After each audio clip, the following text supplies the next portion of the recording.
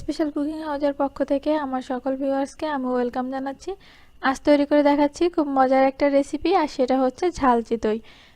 সকাল কিংবা বিকালের নাস্তা থেকে শুরু করে যে কোনো সময় আপনারা ঝটপট এই রেসিপিটা তৈরি করে নিতে পারবেন। আর যে কোনো প্রকার মাংসের সাথে আপনারা এটা পরিবেশন করতে পারেন। তাহলে ভিউয়ার্স, আর কথা না বাড়িয়ে চলুন দেখে নিয়ে সম্পূর্ণ প্রস্তুত প্রণালী। এখানে আমি একটা বাটি নিয়ে নিয়েছি, আর এর মধ্যে দিয়ে দিচ্ছি 2টা ডিম।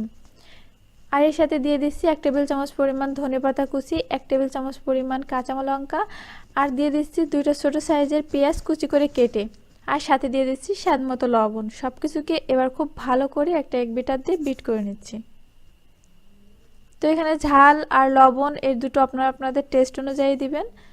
আর এখন এখানে দিয়ে দিচ্ছি 2 কাপ পরিমাণ চাউলের গুঁড়া। আমি এখন 1 কাপ দিয়েছি। এটা ভালো করে বিট করা হয়ে গেলে এর সাথে আরও 1 কাপ পরিমাণ চাউলের গুঁড়া দিয়ে দেব। আর এই পিঠাটা কিন্তু অবশ্যই চাউলের গুঁড়া দিয়ে করতে হবে। আরও 1 কাপ দিয়ে দিয়েছি। এখন আমি এখানে রুম টেম্পারেচারে থাকা পানি অল্প অল্প করে দিচ্ছি, আর এভাবে করে একটু মিশিয়ে নিচ্ছি। পানিটা অল্প অল্প করে দিতে হবে আর খুব ভালো করে মিশিয়ে নিতে হবে। কোনো অবস্থাতেই একবারে বেশি পানি দেওয়া যাবে না, কারণ তাহলে অনেক সময় দেখা যাচ্ছে ব্যাটারটা বেশি পাতলা হয়ে যাবে। তো এইভাবে অল্প অল্প করে দিতে হবে আর খুব ভালো করে মাখিয়ে নিতে হবে।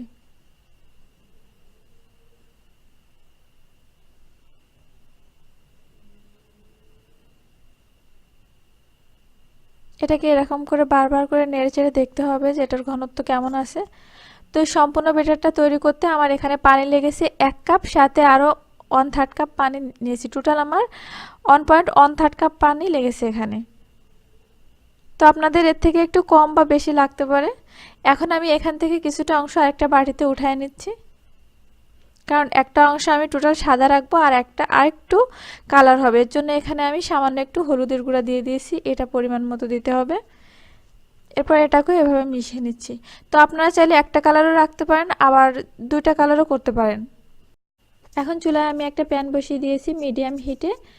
যখন প্যানটা ভালোভাবে গরম হয়ে যাবে তখন আমি এখান থেকে 2 টেবিল চামচ পরিমাণ ব্যাটার দিয়ে দিচ্ছি। তো আপনারা এর ঘনত্বটা কেমন হয়েছে আপনারা দেখেই বুঝতে পারছেন। এটা খুব বেশি ঘনও না, আবার একেবারে পাতলাও না। 1 মিনিটের জন্য ঢাকনা দিয়ে ঢেকে রাখতে হবে। 1 মিনিট পরে উপরের অংশ যখন এরকম কালার চেঞ্জ হয়ে যাবে তখন এটাকে উল্টায় দিতে হবে, দিয়ে এটাকেও 1 মিনিট মতো রাখতে হবে। এরপর আমি এটাকে নামিয়ে নিচ্ছি। একই প্রসেসে আমি সবগুলো পিঠা তৈরি করে নিচ্ছি।